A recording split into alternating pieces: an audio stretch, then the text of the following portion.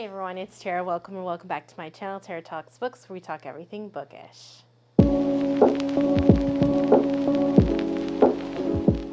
So today I'm going to be doing my December wrap-up. I think I read about 5 books, which is about average for me. So without further ado, let's get into what I read during the month of December.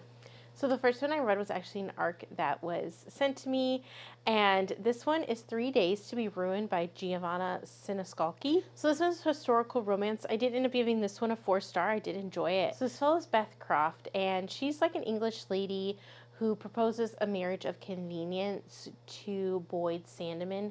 He's like a Scottish winemaker because her family's like future depends on like their union.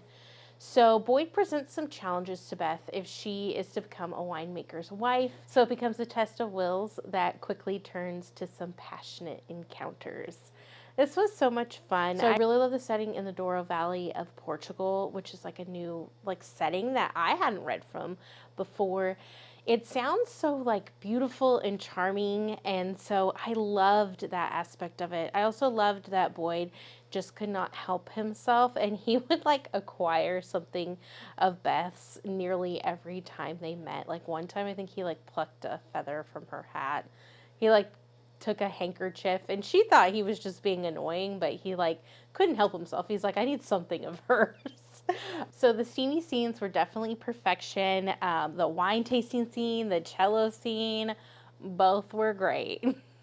So this is definitely a fun, steamy read. The next one I have is The Mistletoe Mistress by Madison Michaels. It is another historical romance, and this one is like a novella, like a Christmas novella. I did end up giving this one a 4-star, and I did enjoy it. So this follows Michael Drake, who is a notorious rake and the Viscount of Blackthorn. He accepts a Christmas wager, so the first one to seduce the next lady to walk under the mistletoe. Him and his friends create this little bet, and the lady who ends up walking is none other than Holly Jenkins, a woman from his past, who he like swore to protect. So he's definitely like not happy that she walked under the mistletoe, because obviously there'll be people vying after her, and he's like, no, I don't want that. However, Holly has a secret. She's living a lie.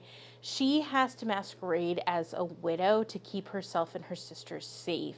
She earns a living helping those wrongfully blackmailed.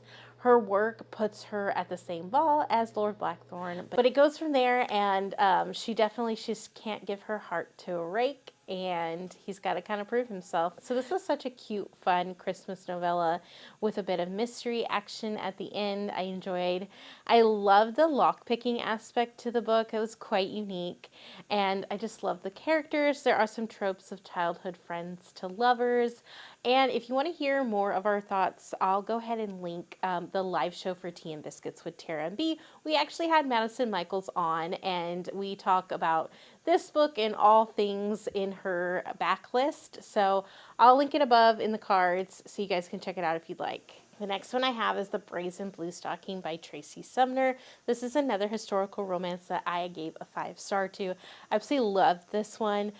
Tracy Sumner actually reached out to me, and she sent over a like digital copy of this book, and I just loved it. It was amazing. So this follows Lady Hildegarde Templeton, who does not conform to society expectations for a woman of her station. She's created an organization for women about to get married called the Duchess Society, her and her friend have. And she has this wild notion to marry for love. She won't get married unless she is in love, obviously, which is crazy for a woman of her station at that time. So I love that aspect. But anyways, so Tobias Streeter is the bastard son of a Viscount, and he's like the king of London's sordid streets. He's really like, you know, built himself up from nothing, and he kind of needs the Duchess Society to find a wife. However, he wants a wife not for love, but to expand his like worth in society's eyes, basically. So for him to conduct business, he needs a wife of a higher station. So there's a bit of class difference in this one, obviously. I just loved Hildy and Tobias's as characters. They were just such amazingly written characters, and their love story was just so unique and lovely. Their chemistry was so like intense, like the minute they met each other, and I was just like, oh my goodness, this is gonna be great. And I love a self-made man so much, especially in a historical romance. I love the premise where they are looking like for a significant other for one, and then they end up falling in love. That's one of my favorite like historical romance premises. So this was very much that, and I just love this one so much. It was so definitely going to check out more from Tracy Sumner. The next one I have is Just Like Magic by Sarah Hogel. This is a contemporary holiday romance, and I ended up giving this one a 4-star initially, but it's one that hasn't really left my head, so I might bump it up to a 5-star. It's something I'm still thinking about, but definitely I enjoyed this one so much. So this one follows Betty, and Betty flaunts and portrays this elegant lifestyle online as she was once a huge social media influencer. However, Betty is broke and her extravagant lifestyle is a lie. And Christmas is coming up soon with her family, and she feels like the pressure to be something she's not. When Betty drunkenly puts on like a vinyl record for All I Want for Christmas backwards, she ends up summoning the holiday spirit in human form, called Hall. I loved this so much. I loved all the silly shenanigans in this one. I thought it was just really lovely, like Christmas book full of magic. At the beginning, I was really nervous because obviously Betty's a bit unlikable in the beginning, because obviously she goes through this transformation of finding out who she is, and through Christmas Miracle, that's the idea of a Christmas book. So I was worried that she was going to stay that way, and she did not. So I really loved Betty's personality and growth throughout this book. I also just loved Hall. He was like a breath of fresh air. There definitely is the grumpy sunshine trope in this one. Obviously, Hall, as he's the holiday spirit, he is more the sunshine, and then Betty is more the grumpy, which you don't see a lot of like it being like reverse. Usually you see the man is grumpy or the hero is grumpy and the heroine is sunshine. Well, in this case, it is different. I just really love this one. It was just so heartwarming to read during the holiday season, and it truly was like a breath of fresh air. Like Hall in this book is so good at like bringing this family together and bringing Betty back to like who she was, and like finding out the real meaning of the holidays. And I cried at this one at the end when I thought they were going to have to be apart. So anyways, very lovely. And the last one was actually one that had been in my Audible library since last Christmas, so I figured I would read it in December, and that one is How to Lose a Guy Before Christmas. I picked this one simply because the title, because it kind of sounds like How to Lose a Guy in 10 Days.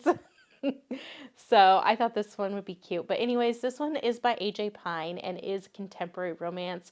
I did end up giving it a 4-star. So this follows Lucy, and she is trying to make it home for Christmas, but a snowstorm grounds like all flights. So to try and get home, she uses a rideshare app, and the person she gets a ride from is actually a hookup she ghosted a couple months ago prior to this. And so obviously it turns into a bit of an awkward start of a road trip that they have to be on. They end up getting stuck in a cute Christmassy town that changes things for them. And again, this one kind of has that holiday spirit aspect of it as well, where this whole town kind of just feels very like magical. Anyways, I thought this was such a cute, fun, steamy Christmas read. Definitely a cute one to read during December, during the holidays. So those are all the books that I read during the month of December. In the comments below, let me know what you read, or if you've read any of these, I'd love to hear your thoughts. And if you just want to let me know that you watched to the end and that you were here, go ahead and leave me like a wand or something that has to do with magic because there was a lot of holiday magic that I read in December. Like and subscribe if you'd like to. Bye.